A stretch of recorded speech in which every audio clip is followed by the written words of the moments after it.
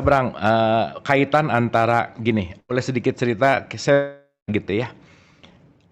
Kalau bisa diceritain dengan sangat simpel gitu, antara simbolik dan membentuk hal sehat itu teknisnya gimana, progresnya gimana, dan apa tuh apa namanya si big picture dari simbolik ini untuk membuat akal sehat itu seperti apa gitu. Silakan, Mas Abra. Oh, oke, akan coba saya ceritakan. Kalau simbolik itu kan alat seperti sepeda. Tentu ada langkah untuk belajar naik sepeda kan gitu. Oke. Jadi simbolik itu adalah nanti pengennya pada sisi fullnya ada dua sisi. Pertama adalah alat untuk mengekstensi dan melatih otakmu. Ya bukan melatih ya, menggunakan otakmu kan gitu. Tapi di situ ada habit yang harus dilakukan. Seperti ke gym dan seterusnya itu kan ada habitnya semua. Ini habit yang harapannya bisa efektif untuk selain ngasah otak juga dengan cepat mengkomprehensi dan mendapatkan ilmu yang kita harapkan kan gitu. Nah ini saya kalau gampangnya gini, simbolik itu membantu Anda untuk satu sisinya ya, sisi personalnya ya, membantu Anda untuk mengekstensi brain Anda. Tujuannya itu tadi, untuk bisa ngobrol dengan diri kita yang kemarin, diri kita yang lalu misalnya gitu.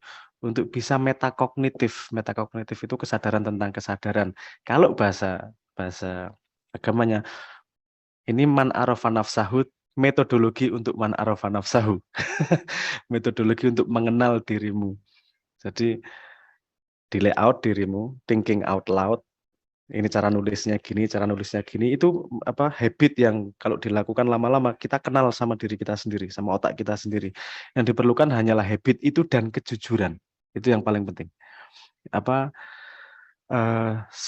Sains attitude itu tidak mudah. Sains attitude itu kejujuran terhadap truth, kejujuran terhadap kebenaran. Kita suka mau tidak suka, tapi kalau datanya ngomong gitu ya gitu. Kalau kita melihat diri kita kayak gitu ya kayak gitu. Oke, itu dari sisi personalnya. Kemudian kalau sudah ada extension brain itu perlu dikonekkan satu sama lain sehingga kita cepat bisa membangun brain kita. Mas Abu, pernah dengar eksperimen itu enggak? Ada 20 orang suruh nulis kartu nama dan ditaruh di meja. Halo, suara saya dengar nggak ya? Ini kok pada mati ini. Takutnya saya ngomong sendiri kayak orang gila ini. Halo, halo. Aman, aman, Mas Brang. Oh, oh. Aman, aman. Oke, oke. Oke. Sisi keduanya adalah menghubungkan antar brain tersebut. Eh, antar brain tersebut gimana dengan cara komunikasi lewat sosial media sehingga bisa saling exchange simplex lah dalam tanda gampangnya gitu. Aduh, saya mesti menjelaskan simplex, kompleks dan multiplex nih. Tapi itu ya Mas ya, saya digait ya menjelaskannya lewat mana. Oke, nomor 2 tadi menghubungkan. Saya pengen cerita tentang eksperimen. Ada eksperimen eh, gampangnya gini, ada 20 orang suruh nulis namanya di atas kartu. Terus kartunya itu kemudian ditaruh di meja. 20 orang itu rebutan, ambil kartu dengan namamu masing-masing. Wah, mereka rebutan nyari dan seterusnya, akhirnya selesai dalam waktu 10 menit atau 15 menit. Nah, kemudian coachnya ngomong gini, ada cara yang lebih cepat loh, gimana? Help each other. Kamu masing-masing ambil satu kartu dan sebut namanya dan berikan pada orang itu. Itu langsung selesai dalam waktu hanya 2 menit tuh. Kenapa? Karena saling menolong, saling membagikan apa yang dia dapatkan. Nah, simbolik pengennya kita jadi join research semua orang untuk seperti itu. Jadi apa yang kita dapatkan kita bagi kepada yang membutuhkan, apa yang kita dapatkan kita bagi yang membutuhkan. Ketika itu terjadi kita akan punya yang namanya gotong royong ilmu nih. Siapa aja yang mau pinter bisa dibantu oleh orang lain karena semua orang pasti bodoh dalam sisi tertentu tapi juga pandai pada sisi yang lain. Kalau kita saling bagi kartu itu tadi, harapannya flow informasi akan jauh lebih cepat. Yang ketiga, dari masing-masing extension brain manusia itu jika dikumpulkan itu akan menjadi yang disebut sebagai collective intelligence, pengetahuan bersama dari sekumpulan orang. Itu akan banyak banyak yang bisa dimanfaatkan dari itu. Kita bisa membangun AI untuk guru semua orang. kita bisa membangun mensimulasi opini dari semua orang misalnya seperti itu.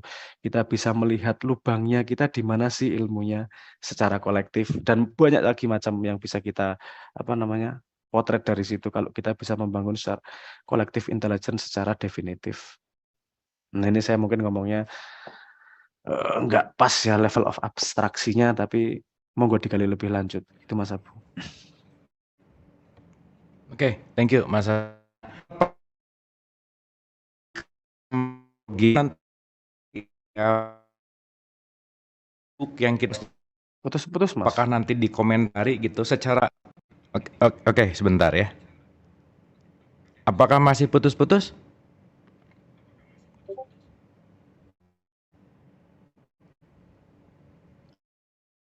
Masih Mas. Bentar, Mas.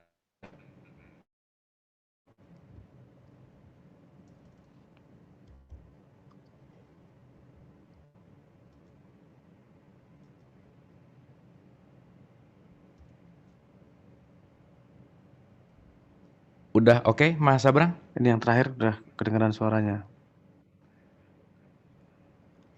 Oke. Oke, sip. Kayaknya udah oke nih.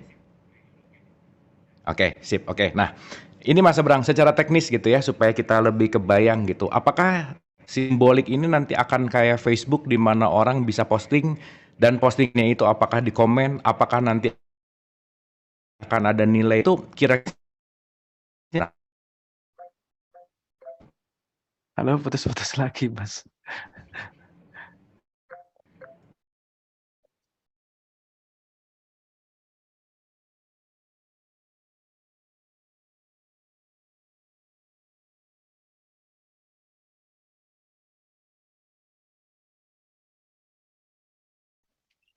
Oke, bentar. Bentar ya Mas. Aduh, maaf banget nih, entah kenapa. Ini sekarang bisa dengar jelas nggak? Ya, lumayan ya Mas. Ya udah. Ini sinyalnya. Oke. Jadi gini, Mas Abraham. Ya. Kalau tadi bicara tentang simbolik supaya kita mungkin agak lebih agak lebih kebayang gitu. Apakah simbolik ini seperti Facebook yang kita bisa posting, di mana postingan itu nanti semua orang bisa baca menjadi satu pengetahuan dan nanti ada bobotnya atau gimana gitu, sehingga nanti kalau kata Mas Abrang tadi bisa menyambungkan dan seterusnya gitu. Monggo Mas. Oke, ini penjelasan saya pasti kompleks Oke. Ya, pada dasarnya komunikasikan seperti itu. Siapa yang spark idea berarti bikin post kemudian dikomen sama yang lain. Kita bisa follow orang lain seperti Facebook dan Twitter. Itu kan sederhana, kita follow orang lain, orang komen, orang bisa attach simplex-nya di situ. Artinya apa? Orang bisa menempelkan informasi-informasi dalam otaknya, X-brain-nya itu ke situ, sehingga bisa diadopsi oleh orang lain dan bisa dikumpulkan oleh orang lain.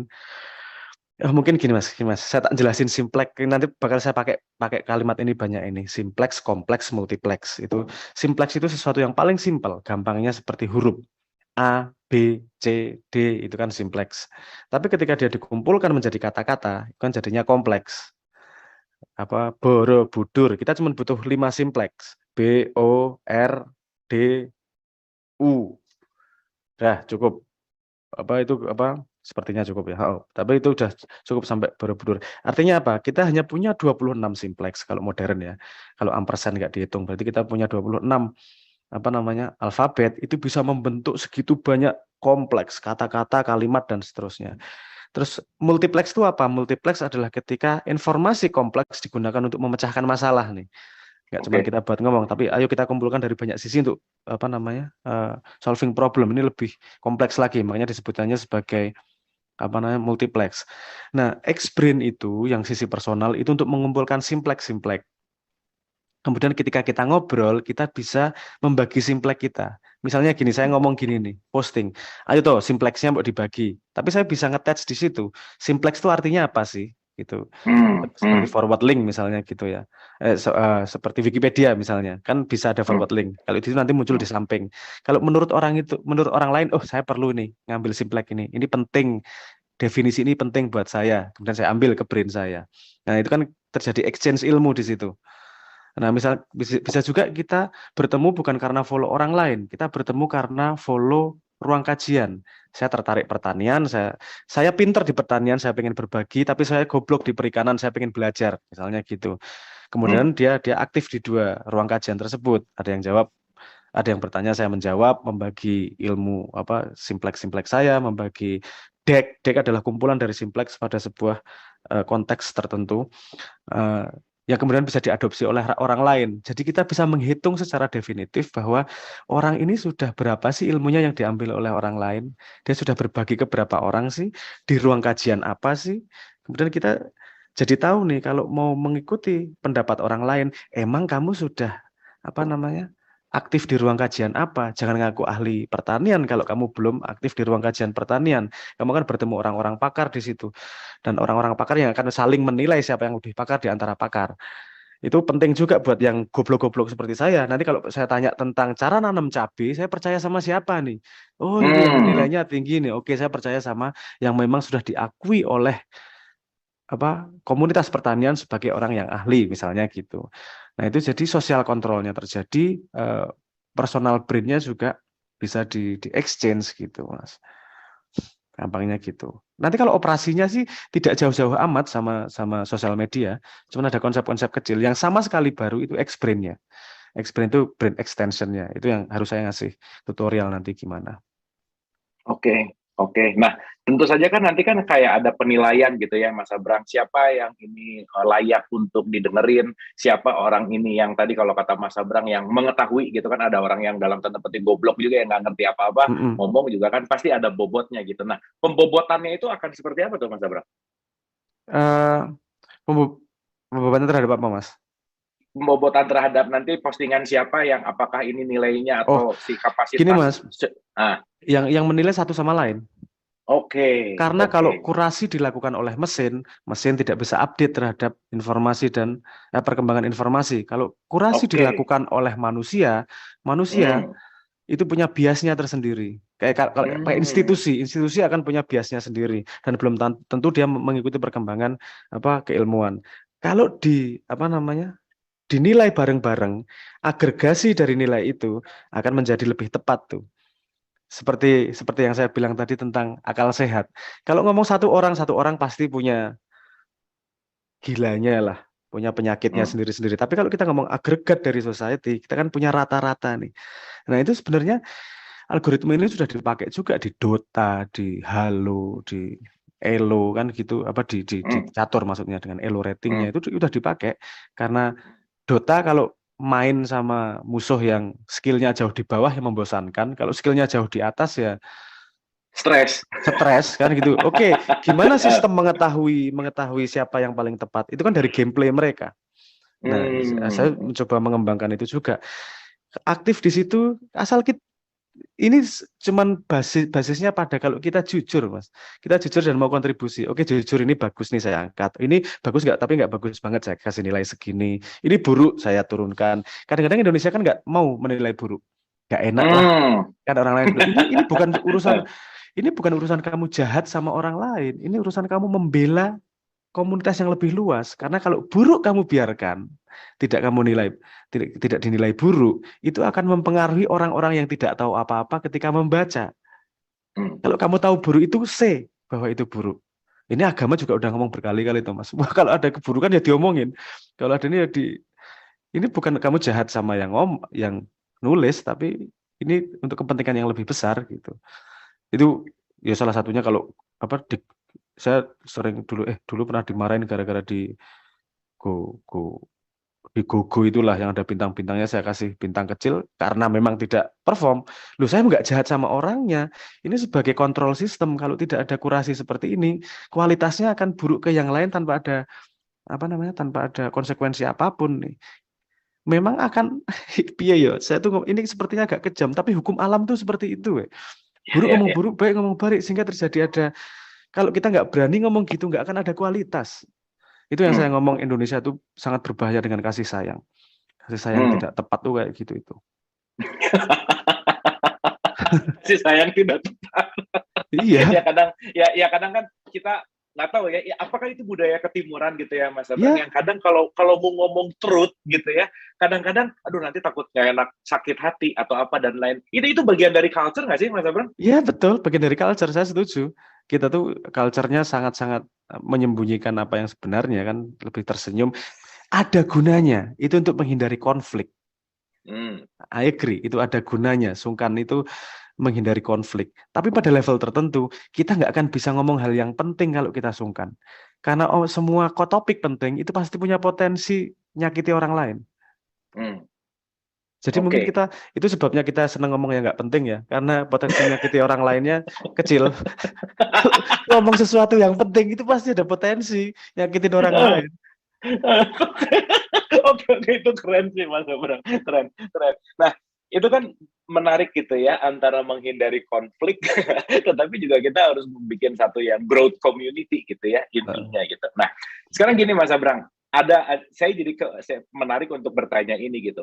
Ini Heeh. kan sama kayak kita mau stand up gitu ya, speak up lah, lebih Heeh. tepatnya speak up gitu. Nah, pertanyaannya Mas Abrang, apa sih yang harus kita latih supaya kita tuh berani untuk speak up? Karena kan gini, entah itu sungkan sama yang lebih tua, entah itu nanti takut sama dosa gitu ya, kalau ngomongin fairness gitu, entah itu A, B, C, dan lain-lain, ini kan udah bergumul gitulah kira-kira. Nah, how to speak up lah gitu kira-kira Mas Abrang, karena ini berkaitan sama pasti dengan akal sehat dan pasti dengan bagaimana tadi kita berbicara tentang menggunakan si akal itu sendiri gitu. Gimana tuh Mas Abrang? Menurut saya speak up itu dipastikan the best intention dulu and as honest as possible. The best intention dengan sejujur mungkin. Konsekuensi menyakiti pasti ada. Karena ketika dua orang berhubungan pasti ini standarnya berbeda kok dua orang dan kita nggak bisa mengantisipasi standar semua orang. Hmm, Apalagi kalau ngomong di publik, Mas. hmm, Ngomong sama 500 orang, 1000 orang. Gimana saya bikin standar yang tepat agar tidak menyakiti siapapun nih? Gak mungkin, hmm. impossible. Nggak mau. Hmm, Gak mungkin. Makanya kalau saya pribadi baliknya ke saya kan berusaha dengan intensi sebaik mungkin ngomong sejujur mungkin yang bisa saya lakukan. Dah selesai. Konsekuensi diterima, bagian dari apa namanya konsekuensi yang memang sudah disadari dari awal. Oke, nah kalau kita melihat sekarang dari sistem sosial media gitu ya, misalkan kan seakan-akan dia mau mengumpulkan massa untuk dia tetap membuat sesuatu hal yang disukai sehingga dia selalu ngikutin tren dan disukai karena bobot outputnya adalah bagaimana pengumpulan massa, pengumpulan follower dan ya massa yang banyak dengan follower yang banyak akan dipandang sebagai sesuatu gitulah kira-kira. Hmm. Nah, di dalam konteks sosial media dan teknologi yang semakin deras ini antara ya balik lagi ya kita ada di jerami di mana wah itu informasi yang sangat luar biasa tetapi tetap untuk consciousness itu kewaspadaan itu gimana tuh menurut Mas Abrang? Itu kalau nggak orang spesial nggak bisa, Mas.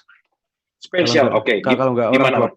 2% di atas tok yang wali tok gitu nggak, lainnya nggak bisa, Mas. Saya yakin. Saya nggak. Ini saya bukan meremehkan ya, tapi ada alasannya kenapa dulu Wali Songo bikin lagu Tombo Ati salah satu kalimatnya adalah Wong Soleh Kumpulono. Oke. Orang soleh kumpulan orang soleh. Mungkin kamu nggak dapat Hmm. ilmunya, tapi kamu akan ikut sosial kontrol yang terjadi di situ.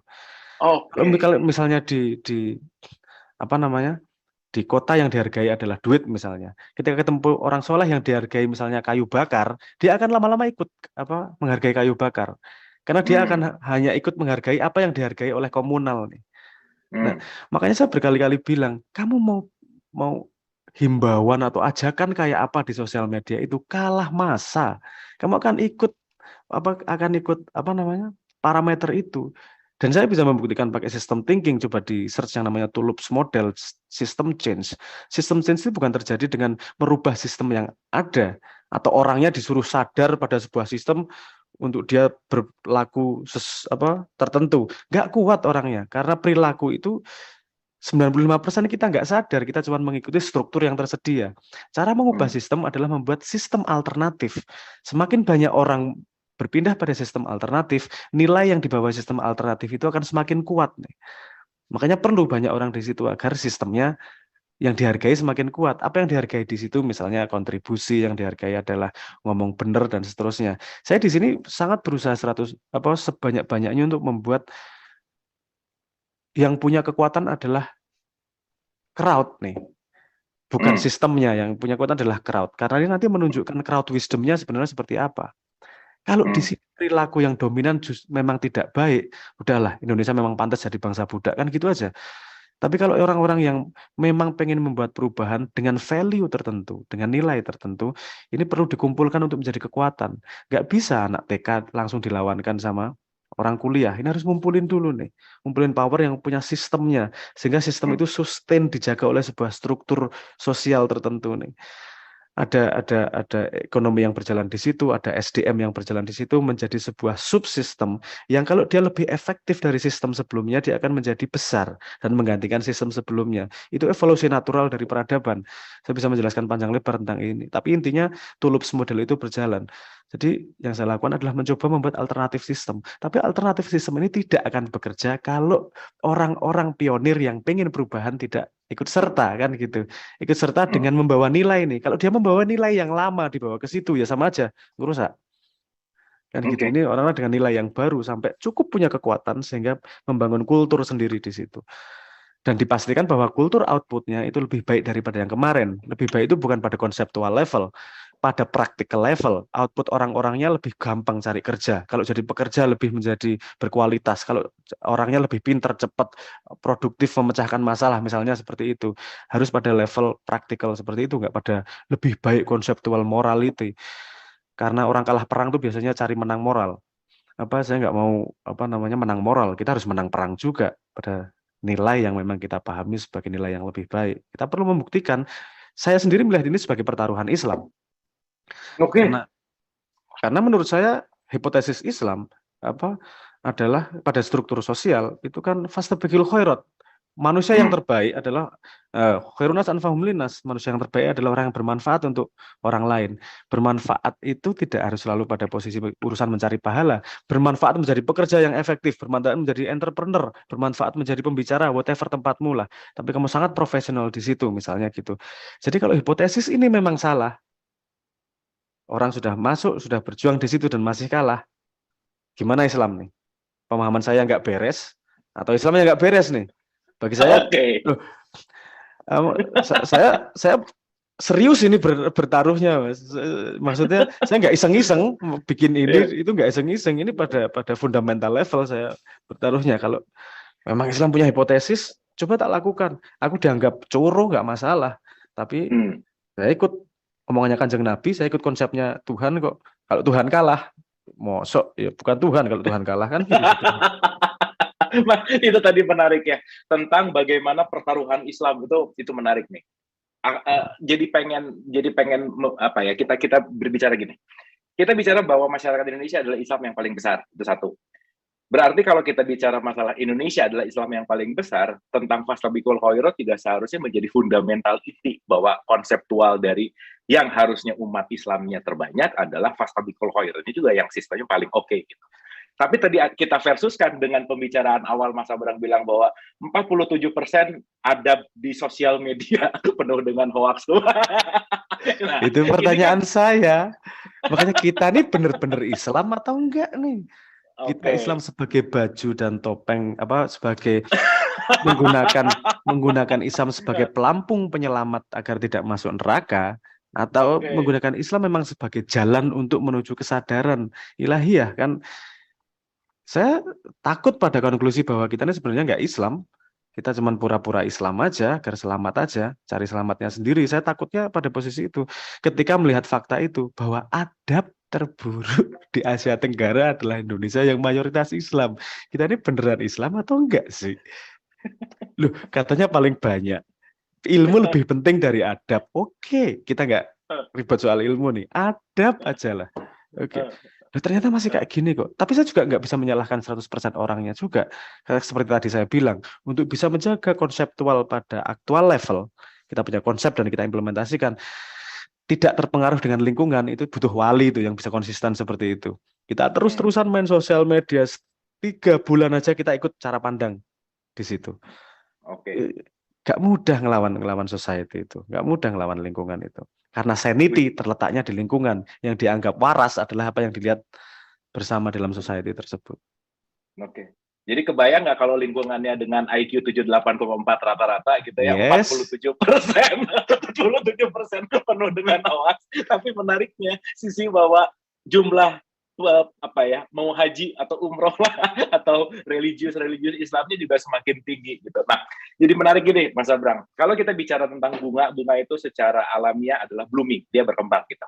Once bunga ini tidak blooming, berarti kan nggak bisa langsung nyalain si bunganya. Pertama, apakah tanahnya oke, apakah dikasih pupuk, apakah kena matahari, apakah dapat air yang baik, dan seterusnya gitu kira-kira. Maka Yes. ada nature dan nurture gitu. Bahwa Ya. kenapa saya tidak berkembang, jangan-jangan siapa yang saya follow di Instagram, siapa yang saya dengerin tiap hari, siapa yang saya lihat tiap hari, itu juga akan memengaruhi. Nah, apakah seperti itu nggak dengan apa yang menurut kita bicarakan bahwa antara nature sama nurture itu menjadi penting dalam konteks perkembangan peradaban ini gitu? Silakan, Mas Abraham. Ya. Gini, kalau saya ditanyain nature dan nurture itu, nature itu memberi ruang gerak kita seberapa. Nature itu, kita luasnya seberapa sih, itu memberi limitasi kita, seberapa ruang geraknya. Nurture itu memberi arah kita bergeraknya kemana. Oke. Tapi kesadaran itu yang bisa memberi kebebasan pada kita untuk berdiri di mana. Ya kan paling penting kesadaran, nggak cuma nurture sama nature, itu harus melahirkan kesadaran. Nah seperti itu tadi ketika Mas Abu bilang, kita follow siapa mempengaruhi kita apakah memfollow orang yang salah sehingga kita jadi overthinking atau dan seterusnya, itu yang bisa nge-track-kan kemampuan metakognitif. Apakah yang saya lakukan ini berpengaruh pada consciousness saya, kesadaran saya? Siapa tahu keputusan ini nih yang salah. Kalau saya ubah sedikit caranya, apa yang terjadi dengan kesadaranku dalam 3 bulan terakhir, misalnya gitu.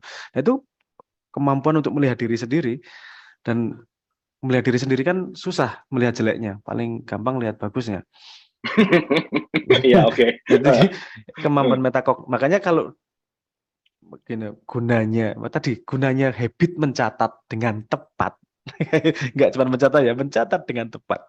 Itu penting untuk metakognitif, untuk pandai, untuk mampu komprehensi, untuk man arafa nafsahu, itu sangat sangat penting.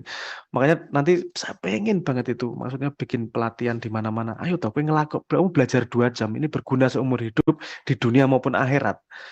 Tapi istiqomah nih ngelakuinnya, karena nanti akan menjadi alat utamamu dalam kehidupan sehari-hari gitu. Oke. Pelatihannya tuh bakal online kah atau offline kah, Mas Abraham? Nah, saya nanti pasti akan membuat tutorial online juga ya, tapi yang sesukaku lah. Kalau online kan ya produksiku nggak baik ya, diteriakin mic-nya nggak jelas dan seterusnya, kayak gini mumet ya urusannya akeh, mic jadi tinggal cari gitu misalnya. Tapi nanti kalau pelatihan yang formal itu ya offline. Karena gini, ada bias di manusia juga. Kalau kamu nggak berusaha atau kehilangan sesuatu untuk mendapatkan sesuatu, kamu nggak akan ngerasa itu berharga. Makiyahan itu ilmunya banyak, Mas, 6 jam, tapi nggak ada yang bawa catatan, sedikit yang bawa catatan. Seminar yang saya ya mohon maaf lah, seminar kayak gitu aja, mohon maaf lah, yang bayarnya mahal itu semua orang bawa catatan dan serius tuh. Kenapa? Bukan pada nilai ilmunya, tapi karena dia mengeluarkan something sehingga dia merasa itu worth it gitu loh. Nah, saya harus belajar dari kesalahan itu juga dalam tanda petik lah. Maya ya tetap jalan, tapi kalau mau serius belajar ini kamu harus invest sesuatu. Karena sederhana konsepnya. Kalau kamu tidak mau invest pada dirimu sendiri, jangan harap orang lain mau invest sama dirimu. Oke, keren, Mas. Keren. Ya, jadi maksudnya kalaupun kita dalam tanda petik dipaksa untuk berbayar dengan harga mahal gitu misalkan, dan pengorbanan semahal itulah yang akan kita invest dalam tanda petik gitu ya, untuk bisa menggantikan keseriusan. Karena kalau nggak bayar, benar sih Mas Abraham, nggak bayar tuh biasa aja gitu. Bisa macam-macam caranya, nggak harus bayar ya. Misalnya ada bayar, misalnya harus kamu nulis esai 2 halaman yang paling bagus diambil, kamu harus lari maraton 10 kilo atau whatever lah, tapi yang penting kamu invest something nih di sini nih gitu. By the way, itu nature-nya manusia nggak sih, Mas Abraham? Bias. Bias. Itu bias kognitif. Di simbolik sekarang kalau ngelihat di tayangan ada deck bazar itu saya ngelis hampir tim ngelis hampir 140 bias kognitif manusia itu. Jadi ada daftarnya di deck simbolik, bisa dicek aja di website simbolik.id, dilihat di deck banyak yang tulis tentang bias kognitif. Oke. Oh Mas, ini seru banget, tapi karena tadi teknis agak panjang lebar gitu ya. Nah, kerasa ini kita udah jam berapa nih kita nih? Bentar. Kok jadi susah 9 lihat kurang. jam? 9 kurang ya. Oke. Mungkin kita akan lempar pertanyaan ke teman-teman, Mas Abrang. Saya bersabar untuk pertanyaan-pertanyaan yang udah saya tulis. Mudah-mudahan Mas Abrang masih punya waktu for the next gitu ya untuk balik ke dialog. Tapi anyway, Mas Abrang, intinya saya pribadi dan saya rasa teman-teman dialog positif sangat mendukung gerakannya Mas Abrang, entah itu dalam bentuk pelatihan, entah itu apa. Jadi kalau boleh nanti Mas Abrang juga kasih informasi supaya nanti gaungnya bisa kita sama-sama luaskan gitu sih Mas Abrang. Intinya kita sangat mensupport Simbolik ID gitulah. Setuju ya teman-teman ya? Saya rasa ini sesuatu hal yang seru lah gitu kira-kira. Sip, terima kasih Mas Abrang. Oke, ada pertanyaan satu Mas Abrang yang masuk ke direct message saya sebelum nanti ke yang resen. Ini karena berkaitan dengan kalimat terakhir tentang bias. Mas Abrang, gimana sih caranya supaya kita tidak berpikir bias? Monggo, Mas Abrang. Nggak bisa, oke. Mohon maaf Mas, kan ngomong nggak enak iya. nih. Bias itu sangat banyak, dan bias itu juga kadang-kadang berguna buat kita. Ngomong bias itu tidak selalu negatif. Bias itu ada gunanya. Kenapa dia bertahan sampai sekarang? Ada di manusia, pasti ada gunanya. Cuman kadang-kadang kalau kita nggak kenal itu, dia muncul pada saat dia malah berbahaya, kan gitu. Kenapa manusia tidak bisa menghilangkan bias? Saya sudah menjelaskan di video dunia diri. Itu bagian dari limitasi kita. Semua keberadaan itu definisinya adalah limitasi. Semua keberadaan itu ada karena limitasi. Dan salah satu limitasi itu melahirkan yang namanya bias. Jadi bias itu kita bukan untuk dihilangkan, bias untuk dikenali agar dia tidak muncul ketika saat berbahaya. Sehingga kita bisa dimanipulasi oleh orang, kita bisa dikontrol oleh keadaan, kita tidak daulat terhadap diri sendiri. Lupa itu di mana, Mas? Katanya nggak boleh lupa sama Tuhan. Kalau kamu lupa sama dirimu, gimana mungkin kamu lupa ingat sama Tuhan, sama diri aja lupa. Salah satunya dari bias, karena tidak waspada terhadap apa yang terjadi dalam diri. Nah, pentingnya mengenal bias itu, bukan untuk dihilangkan, tapi untuk dikenali, diintegrate. Man arafa nafsahu, mengenal diri sendiri, itu juga mengenal yang buruk untuk dirangkul. Yang tidak kita inginkan untuk dirangkul, karena itu bagian dari diri kita. Jadi nggak semuanya harus semuanya harus diberesin, dihilangkan nafsu dan segala macam. Nggak mungkin hilang juga. Kalau hilang bukan manusia namanya lah. Tapi dikontrol sehingga dia keluar pada saat yang tepat gitu aja. Jadi kayak main catur. Oke, ini saat keluar tepat, ini saat jangan ditahan, saat ini triknya begini dan seterusnya, sehingga kita sebagai manusia benar-benar daulat menjalankan tajalinya itu gitu loh. Jadi nggak bisa ya dihilangin ya, dikenali. Kalau pakai bahasa Jungian psychology, integrating shadow-nya diintegrate, dikenali, bukan dibuang. Kalau dulu saya ngomong gini misalnya, Anda mencibir orang yang membunuh orang lain. Jahat banget orang kok bisa membunuh orang lain. Itu kamu berarti belum kenal shadow-mu. Karena yang membunuh itu bukan hanya dia, kamu juga punya potensi untuk membunuh. Kalau kamu ngomong nggak mungkin, kamu belum cukup kenal dirimu. Karena pasti ada suatu keadaan dalam dirimu di mana kamu mau membunuh pasti. Contoh paling sederhana, ibumu ditodong atau dilecehkan sama orang di depan matamu, bunuh nggak? Kan bunuh. Kamu mampu melakukan pembunuhan tersebut. Cuman kalau kita tidak kenal keadaan apa yang men-trigger, kita tidak akan bisa menghindari nih. Makanya kita kalau kenal keadaan itu, kita bisa menghindari. Contohnya ngobrol nih, saya gampang marah nih. Kalau saya marah, saya bisa mukul orang. Kalau marahnya segini, saya akan mukul dan hilang kesadaran tuh. Sehingga kita bisa ngontrol nih. Marahnya sudah sampai segitu. Kalau lewat saya mukul orang nih, mending saya mundur.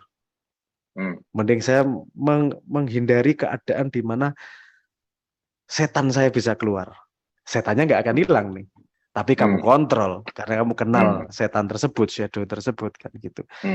Begitu juga dengan menghandle bias. Hmm. Dikenal itu bukan buat dihilangkan, tapi buat dikontrol. Oke. Oke. Buang, emang kamu siapa?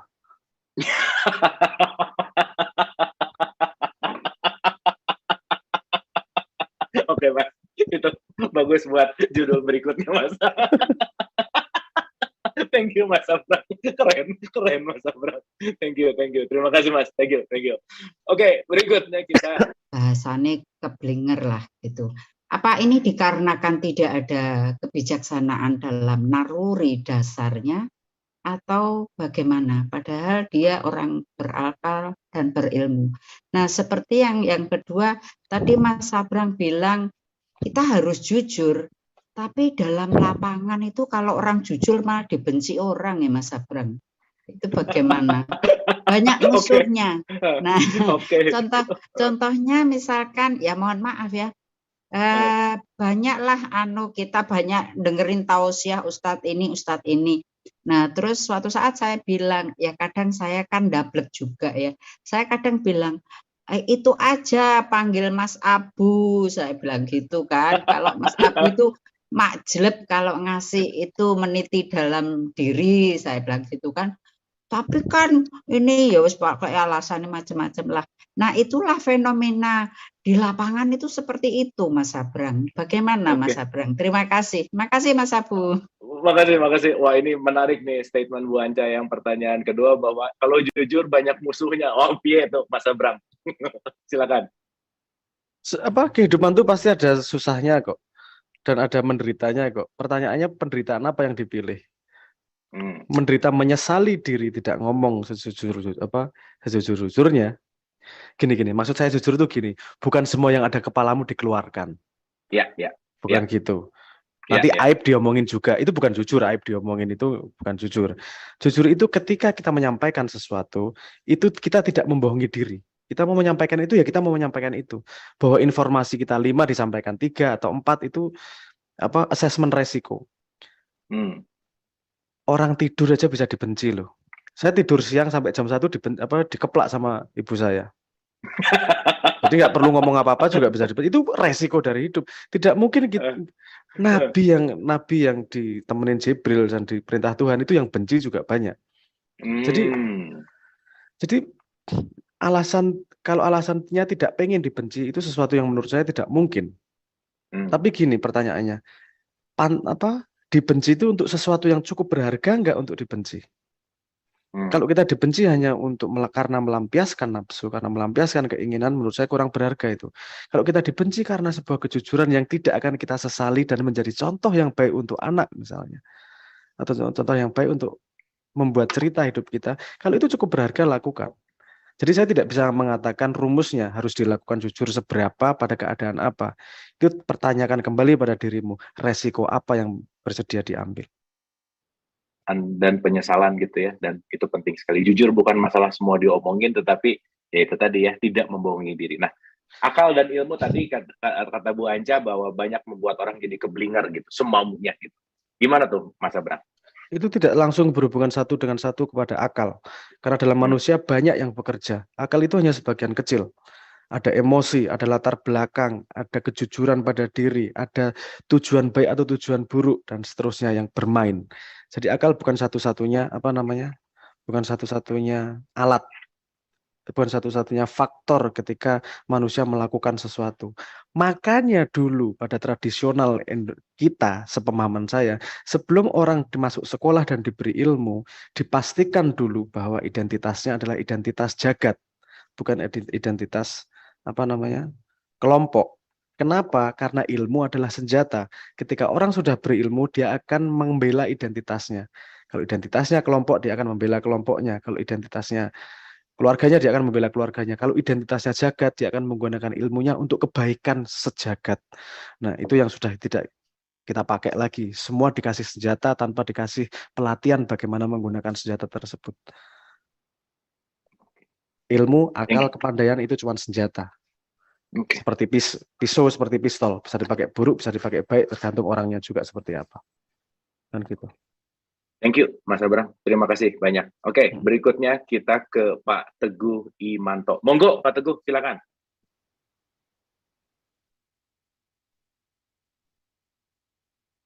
Ya, terima kasih Pak Abu. Mangga, monggo. Kang, saya baru tahu ya kalau Mas Abrang itu putranya Pak M. Ainun Najib ya Pak ya. Ya, oke. Ini udah berapa kali di dialog positif Pak Teguh. Oke, lanjut. Ya, gini. Saya menggarisbawahi tentang ini ya, pikiran saya yang akalnya itu baik dan buruk ya. Tapi mengapa ya yang kalau kita kaji di lapangan itu hasilnya itu nggak memuaskan gitu loh Pak. Pada kenyataan, padahal kita sendiri diajarin baik dan buruk. Apalagi orang-orang yang berstatus pelajar lah, sampai S1, S2, S3, tapi kelakuannya itu nggak berubah gitu. Nah ini saya kadang-kadang membuat apa ya kesimpulannya, ya untuk apa kalau begini caranya gitu loh. Yang ditimbulkan itu hanya kontradiksi gitu. Kita diajarin baik, tapi hasilnya buruk, ya percuma. Ini kadang-kadang saya pikir itu, ini apa ya? Dalam kehidupan selalu begitu, sehingga saya pesimis kadang-kadang ngadapin itu. Ya udah gimana, percuma kita ngomong-ngomong apa-apa protes malah dimusuhin, bener kata Bu Enda. Dalam lingkungan saya bekerja, saya dimusuhin. No kamu itu nggak nyusulkan siapa. Lah, bahkan saya dikatakan apa idealisme. Wah udah. Gimana menurut Abang? Kalau saya itu pesimis lah menghadapi kenyataan ini. Terima kasih. Oke, Pak Teguh, terima kasih Pak. Tapi jangan pesimis Pak, santai aja Pak. Masih ada Mas Abrang sama Simbolik ID Pak. Jadi santai aja.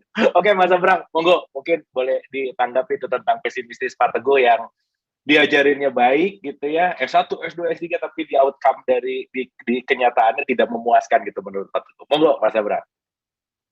Coba kita melihat diri kita sendiri. Seberapa persen dari kebaikan yang kita ketahui benar-benar kita lakukan? Semua manusia mengalami itu kok. Kalau kita sama adik kita pasti memaksakan sesuatu yang terbaik. Gini loh dek yang baik, lakukan. Gini dulu dek yang baik. Kalau kita sama diri kita sendiri pasti nggak sekeras itu. Ya itu memang bias manusia memang. Makanya saya selalu ngomong pendidikan pendidikan itu pada level mana sih? Kan ada data itu sesuatu yang bisa dipahami manusia. Ada informasi, itu data yang bermakna buat manusia menjadi informasi. Ada pengetahuan itu informasi yang berguna untuk memecahkan masalah oleh manusianya, jadi pengetahuan. Ada insight, itu galih-galih atau intisari-intisari dari apa yang bisa memecahkan masalah kita. Kemudian ada wisdom di atasnya. Ini sudah pada level pengetahuan, udah nggak bisa diajari, Pak. Yang bisa kita ajari itu cuma sampai informasi. Misalnya gini, kita tahu bahwa korupsi menyuap itu nggak baik, menyuap itu buruk. Tapi faktanya menyuap itu bisa membuat proses yang harusnya seminggu menjadi cuma 2 jam. Itu berguna. 1 minggu jadi 2 jam, itu berguna. Menang mana nanti berikutnya? Makanya tadi saya ngomong, hanya wali yang bisa bertahan segitu lama dalam struktur yang nggak beres. Karena kalau manusia biasa, pasti yang dilakukan berikutnya adalah apa yang berguna. Bukan yang ideal. Nalurinya akan seperti itu. Ini nggak mudah, tapi kalau tidak dididik, hasilnya akan lebih parah. Kita cari relatif yang lebih lebih berhasil yang mana gitu aja. Apakah dengan dididik semua akan baik? Nggak pasti. Tapi kalau nggak ada yang dididik, pasti lebih buruk. Gitu aja. Oke. Nah, ini mungkin relate ya Mas Abrang sama pertanyaan yang ada di chat tadi. Gimana sih kita menghadapi keluarga yang toksik gitu? Di mana justru toksik itu datang dari keluarga sendiri gitu. Dan gimana kita handle? Ini ada 4 pertanyaan yang mirip Mas Abrang. Keluarga yang toksik, teman yang toksik, pasangan yang toksik. Intinya ini si toksik kan lagi trending gitu ya bahasanya. Gimana tuh menurut Mas Abrang? Silakan. Tidak mudah itu. Nomor 1, pastikan dirimu tidak menjadi resentful. Apa bahasa Indonesianya ya? Apa bahasa Indonesia resentful tuh? Gimana yang ngejelasinnya ya? Iya, susah kan Mas, maksudnya kosakatanya agak susah itu. Iya, iya. Resentful tuh sinis terhadap gimana ya? Ada sinisnya, ada Bukan sini sih, apa ya? Iyalah, gitulah kira-kira lah Mas Abram. mohon Mas Abdu, Mbak nanti menjelaskan. Ada yang lain saya nggak tahu bahasa Indonesianya gimana. Ini kita jangan resentful pada keadaan yang pasti. Iya, iya, iya, iya. Tapi tadi ada skala yang berbeda, misalnya teman apa dan segala macam, itu toksik yang bisa dihindari. Yang paling susah adalah keluarga, toksik yang tidak bisa dihindari. Itu kan harus dihandle. Tapi gini, sebelum mencintai orang lain, pastikan kamu juga mencintai dirimu sendiri. Itu yang perlu diingat itu. Nomor satu tanggung jawab yang dikasih Tuhan itu dirimu sendiri sebelum yang lain. Gitu. Jadi jangan sampai dirimu sendiri juga terkena toksik itu. Limitasi, cari kalau ngomong gimana caranya itu seolah-olah ada satu silver bullet gitu loh, seolah ada satu jawaban untuk semua permasalahan. Padahal setiap permasalahan, kenapa saya ngomong multiplex? Karena setiap permasalahan itu jawabannya selalu unik. Ya. Dia punya keadaan sendiri, dia punya background sendiri, dia punya dinamika tersendiri, sehingga jawabannya selalu unik. Tapi mungkin yang bisa saya katakan hanyalah prinsip-prinsipnya. Prinsipnya cintai dirimu sendiri. Jangan sampai jangan sampai kamu ikut toksik kalau sebisa mungkin. Prinsip yang lain mungkin, jangan korbankan dirimu masa depan hanya untuk dirimu yang hari ini. Jangan korbankan apa yang kamu bisa menjadi hanya untuk kemudahan yang sekarang. Paham maksud saya ya? Iya. Itu beberapa prinsip yang mungkin bisa saya sampaikan. Saya punya simpati yang besar pada yang punya lingkaran toksik, itu tidak mudah menghadapinya. Itu ada dinamika antara enak nggak enak, berhubungan, mental health dan seterusnya itu. Tapi please take care of yourself. Kalau memang kadang-kadang memotong jari itu nggak masuk akal. Tapi kalau kamu tahu jarimu busuk dan beracun, itu hal yang paling bagus dilakukan. Kadang-kadang seperti itu juga. Kamu tahu keadaanmu yang paling benar seperti apa, tapi pastikan bahwa kamu tidak mengorbankan dirimu masa depan hanya untuk yang sekarang. Oke.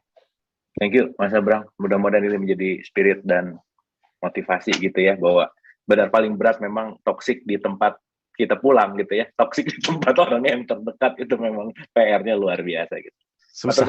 Iya, mantap keren Mas Abram. Oke, berikutnya kita ke siapa ya? Oke, ini ada Mas Tunet. Ya, silakan Mas Tunet, bisa langsung ke pertanyaannya ya, satu karena kita udah mulai waktunya mepet. Silakan Mas Tunet. Ya, Cik, ada nggak suaranya? Ada, aman. Silakan langsung ke pertanyaan ya Mas Tunet ya.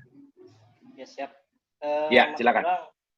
Saya mau bertanya, gimana Mas Abram menjelaskan Tuhan pada proporsi akal yang sehat versi Mas Abram gitu aja? Oke, menjelaskan Tuhan pada pada proporsi gimana Mas? Boleh diulang sekali lagi? Gimana cara Mas Abram menjelaskan eksistensi Tuhan lah, katakanlah seperti itu, pada proporsi yang disebut akal yang sehat gitu. Oke. Ngejelasin Tuhan pakai akal sehat gitulah kira-kira ya pertanyaannya ya. Oke. Sip. Kan memang kebanyakan gitu. Dengan kerjaan Tuhan pakai akal, percaya aja gitu kan banyak. Oke. Thank you Mas Tunet. Ini sangat menarik gitu ya, bahwa ada satu sistem kepercayaan tetapi juga bisa menutup akal yang harusnya digunakan, dogmatis yang cuman percaya aja, dan gimana pandangan Mas Abram tentang eksistensi Tuhan dalam akal sehat menurut versinya Mas Abram. Monggo Mas Abram, ini pertanyaannya berat, silakan. Saya akan mencoba jawab dengan abstraksi yang paling ringan ya, paling sederhana ya. Coba nggak usah pakai cosmological argumen, mau pakai argumen nggak usah, sederhana gini aja. Kalau saya ngomong tentang Tuhan, kalau kita observasi diri dan sekitar kita, apakah kita mengakui yang namanya keterbatasan? Oke. Apakah ada sesuatu di luar diri kita yang kita tidak tahu? Oke, kalau dari sisi personal mungkin iya, ada pasti ya. Kita lihat kuping aja nggak bisa. Oke, ayo kita ngomong komunal nih. Dari seluruh umat manusia, bisa ngelihat jagat raya, ngelihat James Webb. Apapun yang kita lakukan itu ada limitasinya nggak? Ada. Berarti ada yang bisa kita lihat. Dunia yang bisa kita lihat itu secara epistemologis itu adalah dunia yang hanya terbatas. Di luar itu tidak terbatas. Oke, Hmm. kalau kita sudah mengakui ketidakterbatasan, sederhana. Semua yang tidak terbatas itu di-packing dengan namanya Tuhan. Hmm. Itu saya sempat nulis menjelaskan di video di YouTube saya, video tentang jagat gede, jagat kecil, jagat sedang. Itu saya menjelaskan bahwa sains itu nggak pakai istilah yang namanya Tuhan, tapi mengakui yang namanya tak terbatas, infinite. Hmm. Hmm. Tapi karena infinite tidak bisa dengan metode ilmiah, makanya itu tidak banyak digali. Kan gitu. Hmm. Hmm. Sains menggali yang finite, yang terbatas, yang bisa dipegang, yang bisa dieksperimenkan. Sehingga ilmunya banyak berkembang di area finite. Agama itu banyak di area infinite, di area tidak terbatas. Sehingga dengan terminologinya di-packing namanya Tuhan, sifat-sifat Tuhan, dan seterusnya. Karena areanya infinite, dijelaskan kepada yang finite, maka butuh yang namanya amsal. Karena manusia mengalami yang finite, tidak mengalami yang infinite. Kan gitu. Itu lebih jelasnya nanti ditonton aja YouTube-nya di channel Damar Panulo. Ada itu, jagat gede, jagat kecil, jagat besar. Nah, kalau saya tidak menyebut istilah Tuhan, tapi mengakui ketidakterbatasan. Kalau agama dari awal sudah ngomong, yang namanya Tuhan itu maha, ketidakterbatasan. Wes, dia yang maha, yang paling. Logika Tuhan, keberadaan Tuhan, apakah ada ketidakterbatasan? Kalau sebutanmu ada, berarti itulah Tuhan. Universal God, kalau saya ngomong lebih detailnya. Personal God nanti panjang, kapan-kapan.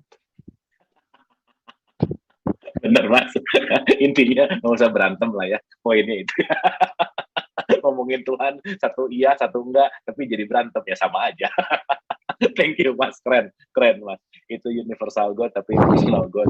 Panjang ceritanya. Nanti. Nanti ada waktunya. Thank you Mas, thank you. Oke, berikutnya, ini kita ke Medan nih kayaknya nih. Oke, silakan Mbak Eka. Apa kabar nih Mbak Eka? Selamat malam Kang Abu. Malam, apa kabar? Alhamdulillah sehat. Silakan. Rindu sekali Ibu. sebenarnya kumpul lagi. Iya, nah, monggo, gini, silakan. Kebetulan saya diperankan oleh Allah itu sebagai bidan, sebagai tenaga kesehatan. Kalau misalkan selama ini di masalah kesehatan gitu ya, percaya kalau hujan itu adalah sumber penyakit. Nah, itu kesepakatan society termasuk orang kesehatan juga. Pasti ketika ada hujan dihindari. Lalu ketika saya punya konsep, artinya saya rusak konsep yang tadi bilang hujan itu sumber penyakit menjadi mungkin netral atau ya aman-aman saja. Nah, apakah akal saya masih sehat? Soalnya saya dalam proses persalinan ya, membantu orang yang melahirkan, itu pada konsep ataupun akal teori yang selama ini kami kenal itu tidak bisa melahirkan secara normal. Tapi ketika di reprogramming konsep yang mau melahirkan ini, yang dia kenal bahaya mungkin menyakitkan atau apa, lalu dirubah jadi aman, jadi menyenangkan, nah itu akhirnya bisa melahirkan secara normal, alami, nyaman. Tapi kan dikenal oleh society, terutama di kalangan tenaga kesehatan, itu hal yang tidak masuk akal. Nah, apakah akal saya masih sehat? Itu yang ingin saya pertanyakan. Terus kalau memang sudah tidak sehat, apa yang harus saya ucapkan atau tadi self talk atau tadi ngajarin diri sendirinya itu seperti apa? Perlukah dirubah ini yang saya kenal atau konsep yang saya pahami ini? Kalaupun perlu dirubah, bagaimana merusak memorinya? Sekian Kang Abu, terima kasih Mas Abrang. Oke, thank you Mbak. Ini pertanyaannya, ini atas banget gitu ya pertanyaannya, oke banget gitu. Oke, thank you Mbak. Ini menarik Mas Abrang, jadi bicara tentang normal nggak sih? Gitu. Monggo Mas Abrang, silakan. Salah satu tanda otak sehat adalah mampu untuk skeptis. Tidak mudah ngomong iya saja, karena dia mencari bukti. Oke. Kalau memang benar-benar punya teori seperti itu, problemnya kan gini. Kemudian langsung loncat ke percaya atau ke tidak percaya. Ini science endeavor loh. Anda menawarkan skeptisisme dan menawarkan kontra teori. Kalau memang itu benar-benar cukup berharga untuk dikejar, cari buktinya. Karena saya yakin semua di dunia ini itu semuanya relatif. Semua yang kita 4 sehat 5 sempurna juga bergerak kok. Apa namanya? Kecepatan cahaya juga bohong-bohongan kok dalam tanda petik. Ini tak jelas. Ini orang yang tahu sains setengah-setengah itu mesti, wah kok bisa, itu kan sudah konstanta. Udahlah. Itu semua di dunia ini relatif. Tujuannya itu bukan mencari kepastian. Tujuannya itu membuat dunia yang predictable. Sehingga kita tenang hidupnya. Gini, kalau hujan dianggap sebagai membawa bencana, kemudian kita bisa melakukan sikap yang jelas ketika hujan terjadi. Predictable. Kalau hujan dianggap sebagai tidak bencana, tidak membawa penyakit, kita bisa melakukan hal yang jelas ketika ada hujan. Sama atau tujuannya membuat dunia menjadi lebih predictable sehingga kita punya sikap yang jelas terhadap sesuatu. Nah, kadang-kadang sikap terhadap sesuatu itu menghasilkan output yang tidak kita inginkan sehingga dibuatlah teori kan gitu. Tapi kan teori juga tidak berlaku untuk semua orang karena semua orang juga punya relativismenya. Tapi orang yang kemudian menolak teori sama sekali itu juga bodoh karena itu pelajaran dari banyak orang yang sudah dibuktikan. Nah, kembali lagi, apakah otak Anda sehat ketika Anda ngomong bahwa hujan itu tidak seperti yang diteorikan? Sehat. Saya ngomong sekarang, Anda berani skeptis. Tapi setelah itu lanjutkan.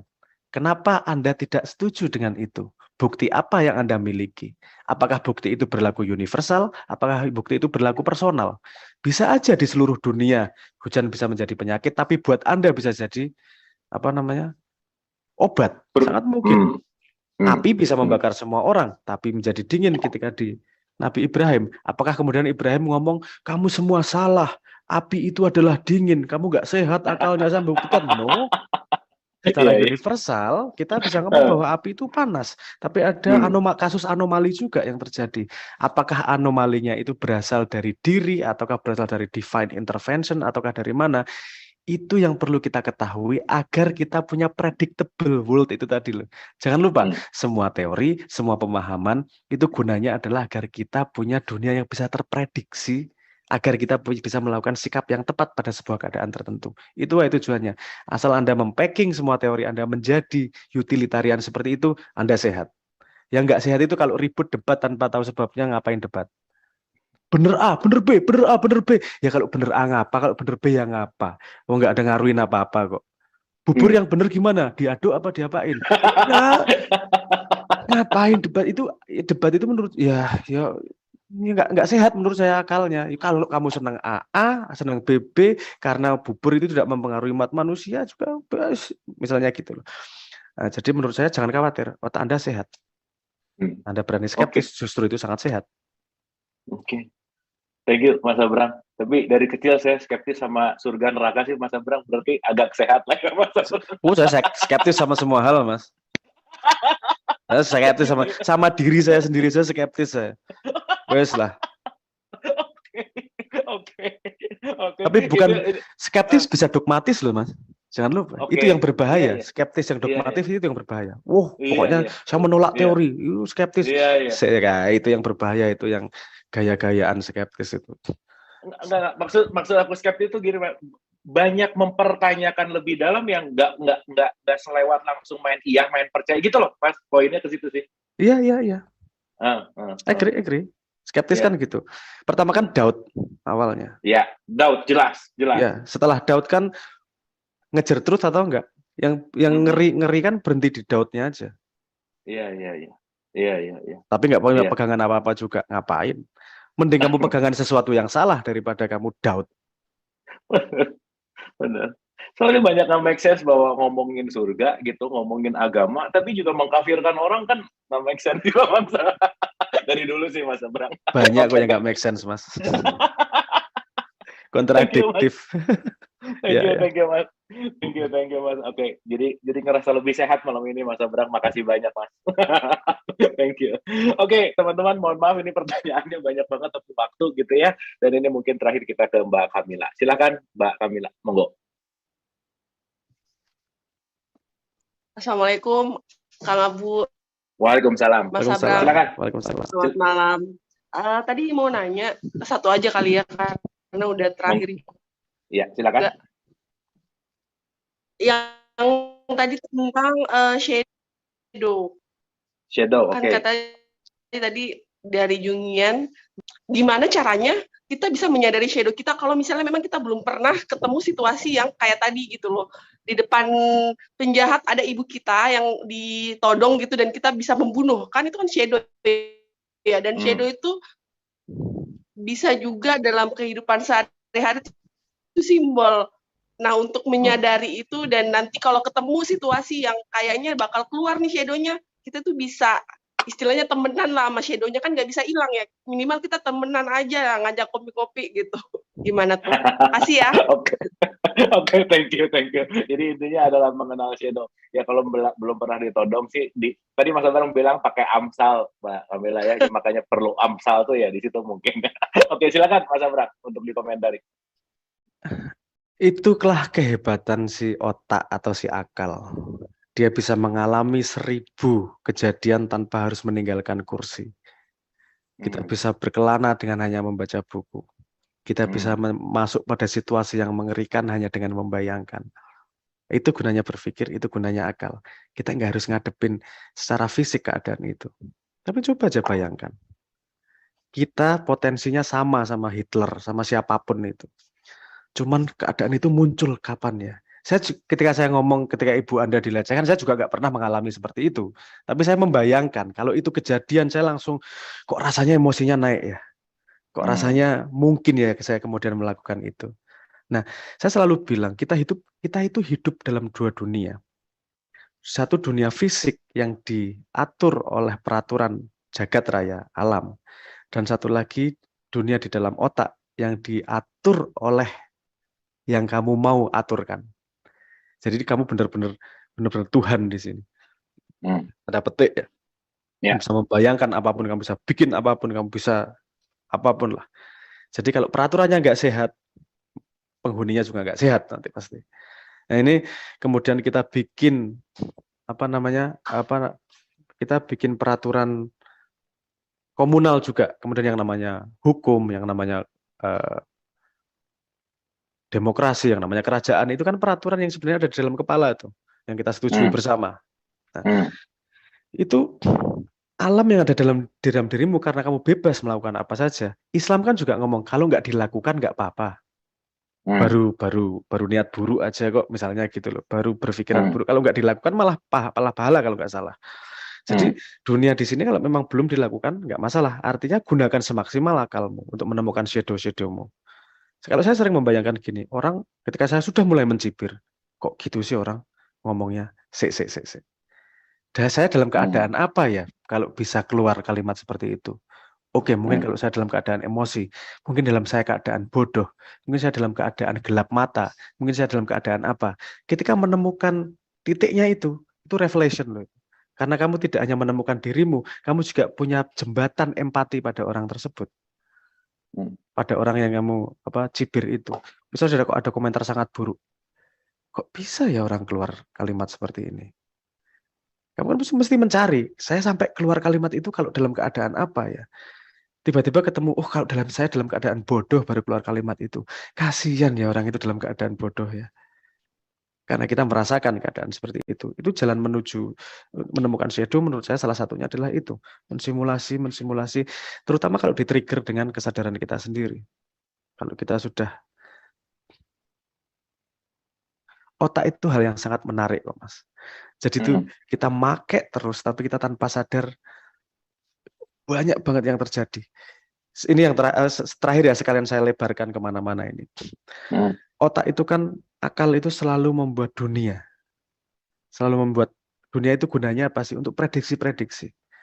Kalau ini A gini, kalau ini gini, gini. Misalnya gini, kita punya alam di sini bahwa gravitasi itu nggak pernah berhenti bekerja. Tanpa sadar loh ini. Karena kalau kita stop itu aja, kita nggak berani beol, Mas. Karena tidak yakin bahwa gravitasi bekerja. Kan misalnya gitu. Bahaya nih kan gitu. Tapi kalau nggak jatuh bahaya ya. Kan nggak jatuh bahaya nih. Sehingga kita punya keyakinan dalam alam pikiran kita bahwa itu terus bekerja. Nah, kadang-kadang kita terkejut nih pada sesuatu. Kok gini ya? Kok gini? Dan kita nggak bisa menghalangi keterkejutan. Bahkan kita tidak tahu keterkejutan datangnya dari mana. Nah, itu kan gimana otak biasanya yang membuat kita terkejut itu adalah sesuatu yang di luar model alam dalam kepala kita. Tiba-tiba ada kambing terbang, terkejut kita. Nggak pernah ya aku membayangkan ada kambing kita update nih di sini. Nah, keterkejutan, ekspresi emosi, ekstremitas dari emosi itu sebenarnya ketika model dalam kepala kita tidak bisa mengantisipasi apa yang terjadi. Perlu update terus ini. Orang yang berhenti update itu akan resentful terhadap dunia. Ya, ya. Dia yang nggak mau update, dia lebih memilih menyalahkan orang lain, tapi dia nggak mau mengupdate dunianya. Kadang-kadang kita perlu mengupdate sesuatu yang tidak menyenangkan juga. Bahwa Indonesia ini memang benar-benar udah mau runtuh ini.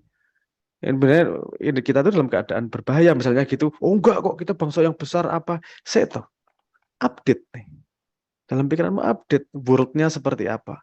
Kalau kita beres, kita nggak akan ngalami seperti ini nih. Kita punya fundamental problem yang harus kita akui bersama nih. Karena sebelum mengakui masalah, kita tidak akan bisa memecahkannya. Kan gitu. Nah, salah satu mengakui masalah adalah memahami bahwa dunia yang kita bangun, dunia kecil ini yang kita bangun, itu selaras dengan dunia besar yang dibangun sama Tuhan ini loh. Kalau ini selaras, nyambung, udah jadi satu dalam tanda petik ya. Nah, tapi itu yang hampir-hampir dari kita semua akan sangat susah karena kita hanya kenal memori di sini. Padahal kan dalam kepalamu, dalam akalmu ada banyak memori yang bekerja. Memori bawah sadar, memori subconscious, ada unconscious, ada manifested, unmanifested, ada memori DNA, ada memori elemental, ada memori atomik, ya sebanyak banget memori yang bekerja. Dan tidak semuanya bisa dipahami dengan akal. Seringkali, makanya orang sering ngomong hati, rasa, dan seterusnya itu. Hati-hati dengan hati dan rasa. Itu tidak semudah kita memegang akal. Karena yang keluar di hati hanyalah resultan. Tapi kalau yang di akal bisa kita urutkan. Kan gitu. Tapi ini jadi sensor, oke ini. Tapi tidak bisa membawa ke konklusi. Karena dia hanya sensor. Konklusi harus tetap pakai akal. Nah ini tambah melebar lagi nih nanti. Tapi itu bagian dari metakognitif sih sebenarnya. Nah, balik ke tadi pertanyaannya tentang apa toh? Jadi poinnya mengenal shadow gitu. Mengenal shadow itu tadi. Ya, gunakan akal itu tadi. Gunakan akal untuk mensimulasi berbagai macam kejadian. Saya lebih memilih asumsi gini. Saya bisa melakukan semua kejahatan di dunia. Saya bisa melakukan semua keburukan di dunia. Saya harus kenal sisi diri saya yang mana yang bisa mengeluarkan itu. Kalau saya nggak kenal, itu akan keluar tanpa kontrol. Dan menurut saya menjaga setan itu seperti itu. Oke. Dan salah satu konsep unik yang ada di Indonesia, menurut kata yang disebut sebagai wibawa itu. Wibawa, menurut saya orang yang berwibawa itu orang berlagak berwibawa. Oh, diam. Tapi orang yang benar-benar sesungguh berwibawa, itu kita sangat bisa merasakan. Kenapa? Karena dia sudah integrating shadow. Dia tahu dirinya macan. Dia tahu dirinya itu setan. Tapi dia segitu mungkin menahan agar setan itu tidak keluar. Jadi energi itu kelihatan. Orang akan merasa terancam nih. Dalam tanda petik ya, ini kalau keluar setannya ngeri nih. Makanya orang hormat.